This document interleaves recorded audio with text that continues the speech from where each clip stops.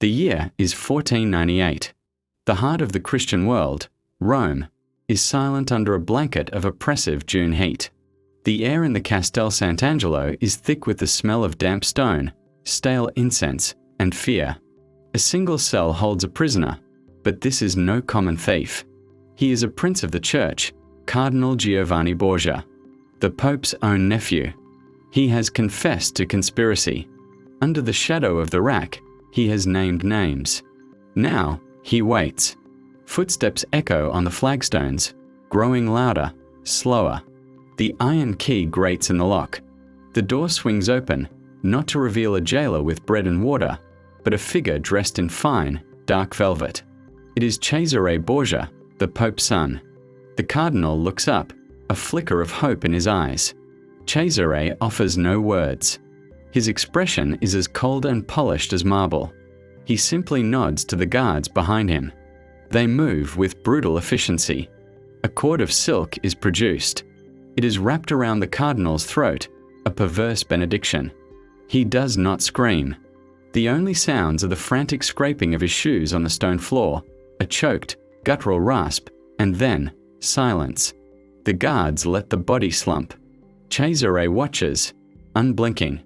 He then turns and walks back into the torchlit corridor, his footsteps fading. The Pope's own blood, murdered by the Pope's own son. And the man on the throne of St. Peter, Alexander VI, will ask no questions. In the Vatican, power is not inherited. It is taken, and it is protected by any means necessary. This is not a tale of faith. It is a story of a family that turned the Vatican into a fortress of ambition, using it as a springboard to dominate Italy.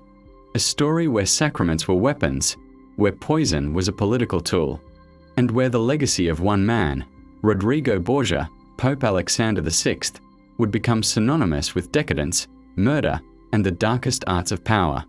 Our story begins not in Rome, but in Spain. The Borgia family were nobles of Valencia, shrewd and ambitious. In 1455, a young Rodrigo Borgia arrived in Rome. He was handsome, charming, intelligent, and fiercely determined. He understood, instinctively, that the church was the greatest political machine in the world. He rose through its ranks with calculated grace, becoming a cardinal at 25. He accumulated wealth, art, and influence. He also accumulated a secret, a family. In an age of purported celibacy, many clerics had mistresses. But Rodrigo was different. He had a lasting, public relationship with Venosa dei Catanii, a Roman noblewoman.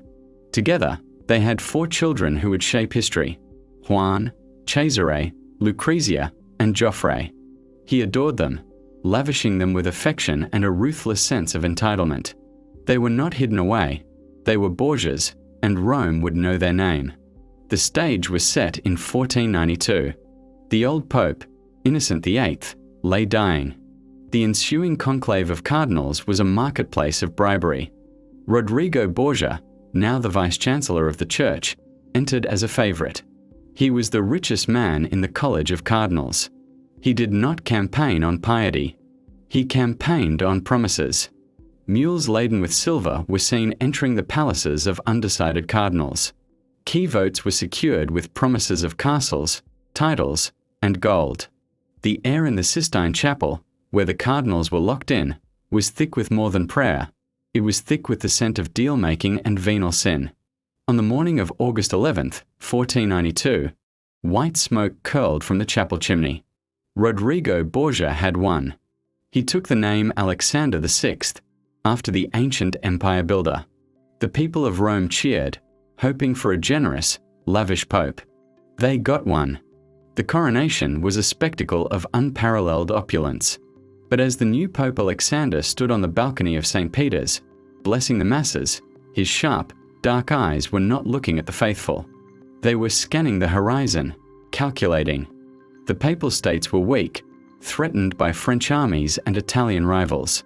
His own children needed positions of power. The throne of St. Peter was not an end.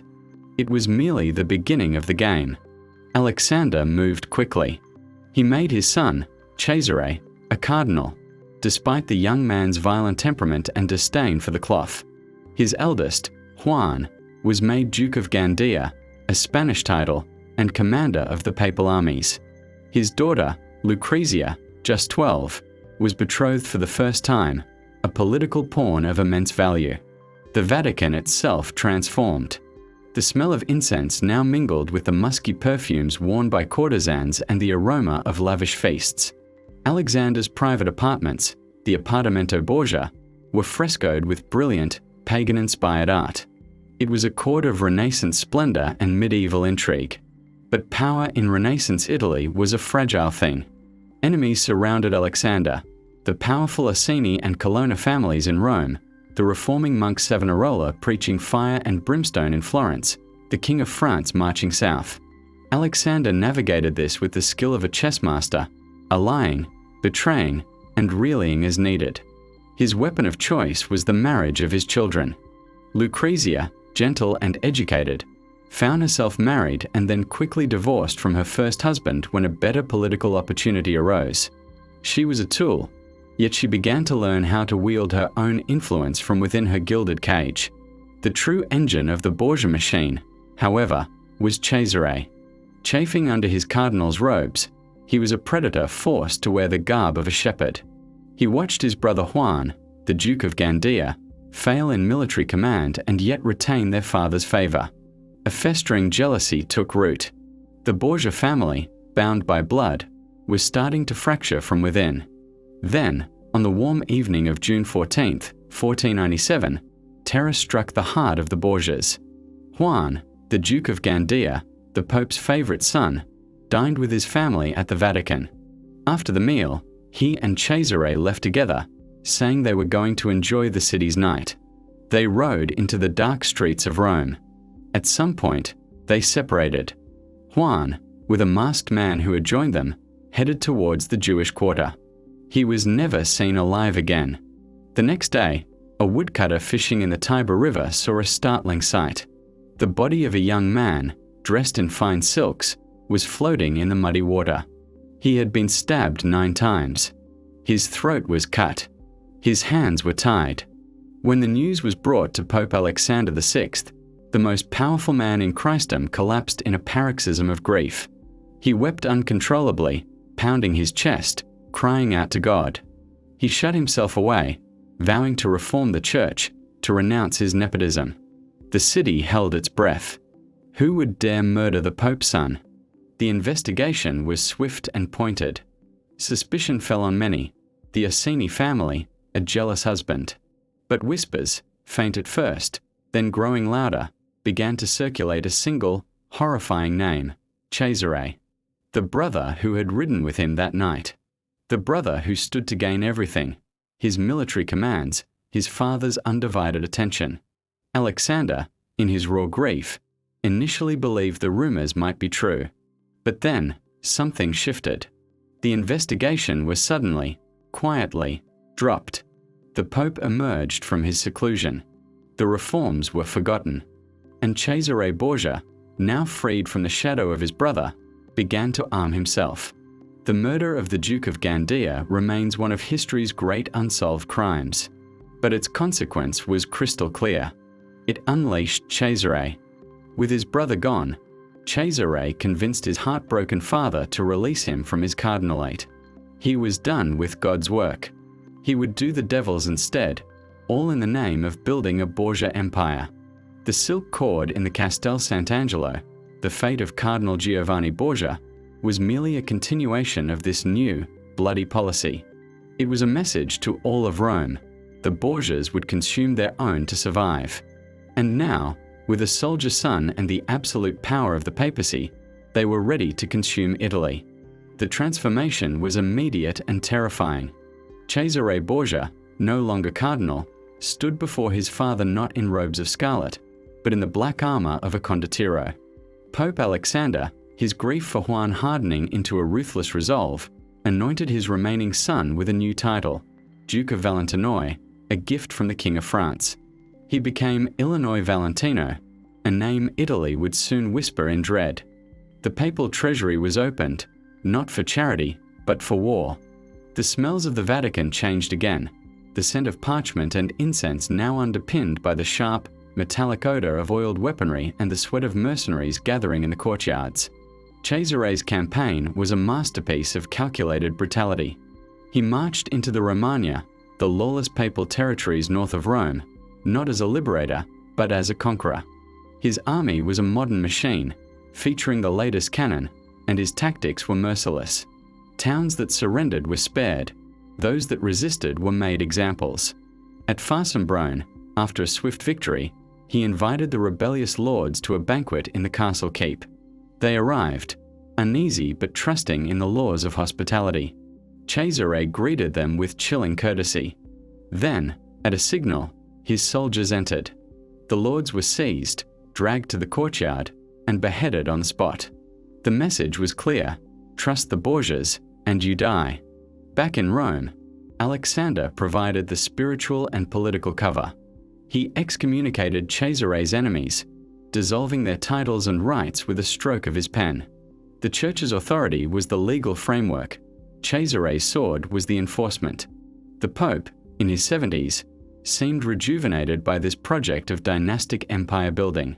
He hosted lavish parties at the Vatican, where Lucrezia, now a young woman of striking beauty and cultivated grace, presided as the hostess. Yet even she was a piece on the board. After the annulment of her second marriage, Alexander needed a new alliance. He found it in Alfonso of Aragon, the Duke of Bisceglie, a handsome youth connected to the powerful Neapolitan throne. They were married. For a fleeting moment, Lucrezia seemed happy. But the Borgia court was a nest of vipers, and no one was safe. The French alliance turned sour. Naples, Alfonso's homeland, was a threat. Alfonso, gentle and out of place in this den of intrigue, became a liability. On a summer night in 1500, as he strolled near St. Peter's, a group of armed men fell upon him. He was stabbed multiple times but, miraculously, survived. He was carried to the Vatican, to a chamber directly above the Pope's own apartments, supposedly the safest place in Rome. Lucrezia nursed him tenderly, keeping vigil. Alexander visited, expressing outrage. Cesare did not. Weeks passed. Alfonso was recovering. Then, one afternoon, Cesare visited his brother-in-law's sick room. He dismissed the servants and the guards. What happened next was recorded by the Venetian ambassador in a hushed, horrified dispatch. Cesare, looking at the convalescing Alfonso, reportedly said, "What is not finished at dinner is finished at supper." He left. Hours later, as Lucrezia was briefly away, Cesare's chief henchman, Miguel de Carella, known as Don Michelotto, entered the room with several others. They ignored Alfonso's pleas, produced a cord, and strangled the young duke in his bed. When Lucrezia returned, she found her husband cold and lifeless. Her screams echoed through the marble halls. This time, there were no public investigations, no tears from the Pope, only a swift, quiet funeral. Lucrezia's grief was profound, but it was also the end of her innocence. She was sent to rule the fortress of Nepi, away from the toxic heart of the family. She was learning that to be a Borgia was to be both a weapon and a target. Meanwhile, Cesare's star reached its zenith. He carved out a vast duchy in central Italy, a personal kingdom held together by fear and force. His rule was efficient, even enlightened in its administration, but its foundation was terror. He employed a master poisoner, a Spanish cardinal known for his expertise with cantarella, a mysterious white powder believed to be arsenic-based. Rivals, troublesome cardinals, and even wealthy nobles whose fortunes were coveted would attend a Borgia banquet in good health, only to fall violently ill days later, their bodies withering in agony. Death was unpredictable, slow, and utterly untraceable to the papal court. The very wine in one's golden chalice, blessed by the Pope himself, could be a sentence. The machinery of the Borgia state seemed unstoppable. Alexander used the immense wealth flowing from Cesare's conquests and the sale of cardinals' hats to fund ever grander schemes. He planned the total unification of the papal states under Borgia control. He dreamed of a dynasty where his grandson would be king of a united Italy. But in their relentless climb, they had made too many enemies. The other great families, the Sforzas, the Orsini's, the Colonnas, watched and waited, their hatred simmering. The King of France grew wary of his too powerful ally. Even within the Vatican, the cardinals lived in daily fear, watching their numbers dwindle and their treasures be confiscated by the Pope to fund his son's wars. Then, in August of 1503, the Roman summer turned deadly. The heat was a physical presence, a suffocating blanket over the city. The marshes around Rome festered, breeding malaria. In the Vatican, a private dinner was held in the apartments of a wealthy cardinal. Pope Alexander VI and Cesare Borgia were guests of honor. The meal was lavish, the wines cooled in snow brought from the mountains. According to chroniclers, both father and son had a passionate craving for the dishes served that night. But the cardinal, fearing for his own life and wealth, had taken a drastic precaution. It is said he bribed the serving boy to switch the specially prepared, poisoned wine meant for him into the flagon reserved for the Borgias. The aftermath was swift and horrifying. Within days, both Alexander and Cesare fell desperately ill. Cesare, younger and stronger, fought the sickness in a feverish sweat, his skin peeling from his body in sheets. But the Pope, a robust 72-year-old, succumbed rapidly. The man who had manipulated kings and lived through decades of plague and war was brought down by a raging fever. The Vatican physicians were powerless. On August 18, 1503, after a week of agony, Pope Alexander VI died. His body, swollen and blackened, was said to be such a horrific sight that the attendants, terrified, had to cover his face and force the corpse into an undersized coffin. The whispers were immediate. This was not malaria. This was the Borgia poison, turned back upon its masters. The vengeance of the Cantarella. The death of the Pope was not an end. It was a starting pistol. In the chaos that followed, the fortress of Borgia power crumbled in hours. Cesare, himself still weak and disfigured, tried to control the conclave from his sickbed, but his strength was gone. His armies, loyal only to gold, began to melt away. The enemies who had cowered for a decade now rose up. The Orsini and Colonna families stormed back into Rome, reclaiming their lands. Cities throughout the Romagna revolted, casting out Borgia governors. The mighty duchy Cesare had built evaporated like a mirage. He became a fugitive, a ghost of his former self. Captured, imprisoned, escaping, he fled to Spain, then to the Kingdom of Navarre, where he died in a petty skirmish in 1507, cut down not by a rival prince, but by a common soldier. The mighty Illinois Valentino, who dreamed of being a king, died in obscurity, his body stripped and left in the mud. It was an ignoble end for a man who had once held the map of Italy in his fist. Lucrezia Borgia alone survived the cataclysm. Having been strategically married a third time, to Alfonso d'Este, the heir to the Duchy of Ferrara, she was far from Rome when the storm broke. In Ferrara, she reinvented herself. No longer the pawn, she became a respected Renaissance duchess, a patron of poets like Pietro Bembo and Ariosto, a mother, a ruler of a refined court.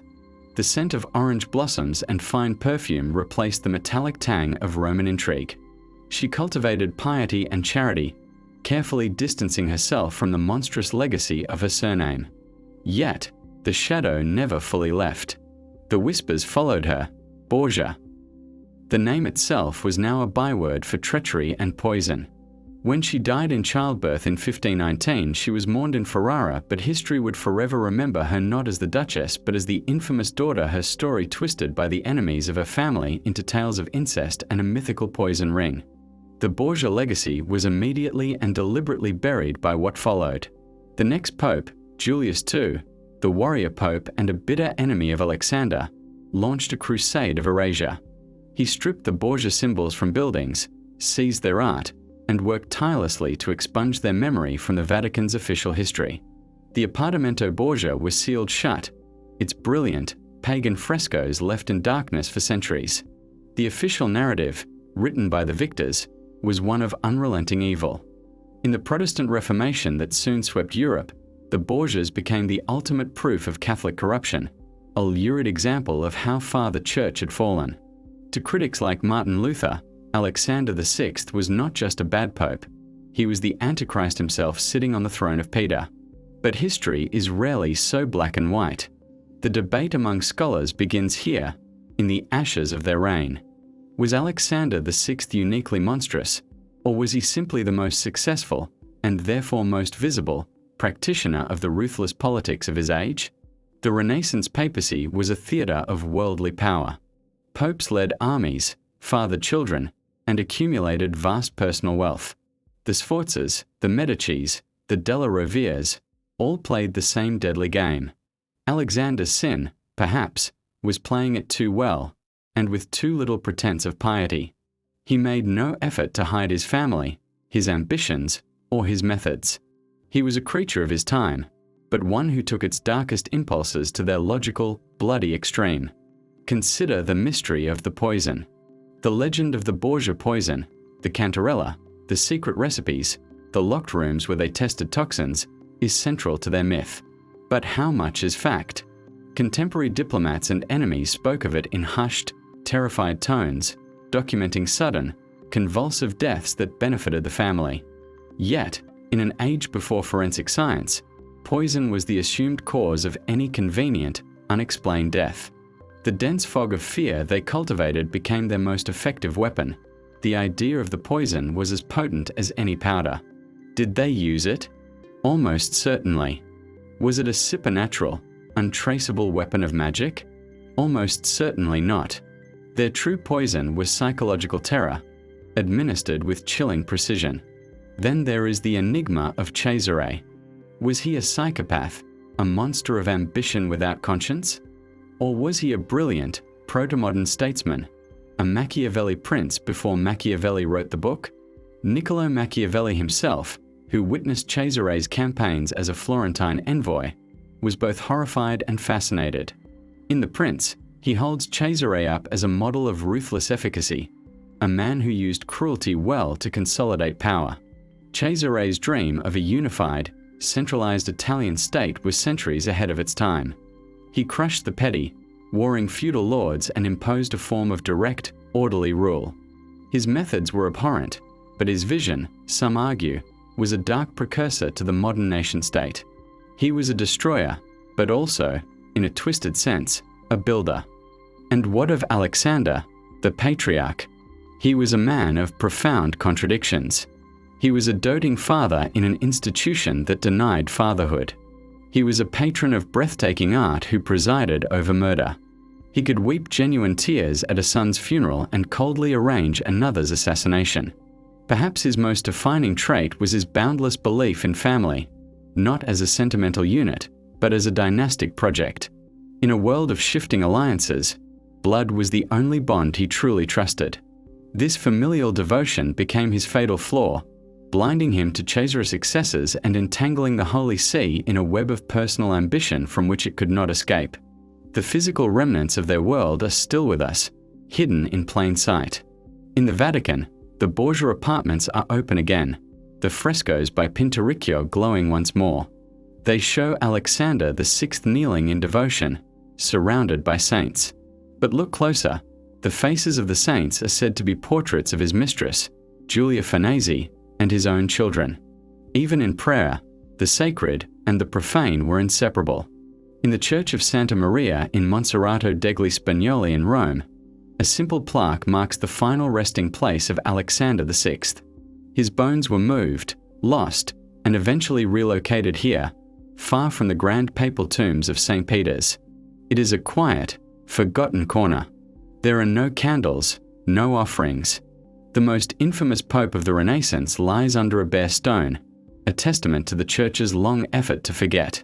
The story of the Borgias endures not because it is simple, but because it is terrifyingly complex. It is a Shakespearean drama of ambition, love, and betrayal set on the grandest stage. It forces us to ask uncomfortable questions about power, corruption, and the lengths to which family loyalty can be stretched. It shows us the darkness that can flourish when spiritual authority is wielded for purely temporal gain. In the end, the Borgias did not just live in the Renaissance, they helped define its dark heart. They were mirrors reflecting the era's dazzling beauty and its profound brutality. Their legacy is a warning, a tale of how the pursuit of absolute power can corrupt absolutely, twisting the sacred into the profane, and turning a father's love into a weapon that destroys everything it touches, even itself.